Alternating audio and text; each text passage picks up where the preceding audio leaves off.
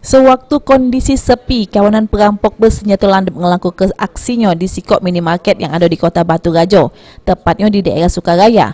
Para pelaku berjumlah 4 orang make penutup raih berupa masker sama helm. Juru aksinya sudah melukai sikok pegawai minimarket make senjata landep yang digawaknya.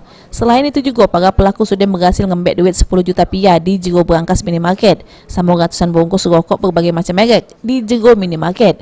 Menurut salah sikok karyawan minimarket, kalau para pelaku sudah melancarkan aksinya selama lebih kurang 10-15 menit, di mana pada waktu itu dia sama rewangnya sudah berusaha meminta bantuan sama warga namun tidak berhasil. Ya ini kan tak tahu aku ini nak nakuti apa memang nak apa cuman kan ya posisi cek ini kan aku kan refleks duduk di kursi, aku banting lah kursi ke dia, aku lempar. Ya cek ini kan lagi, aku tangkis ini, kalau aku tangkis ya aku yang kena, malah aku. Yo. Ada berapa itu? Pelakunya.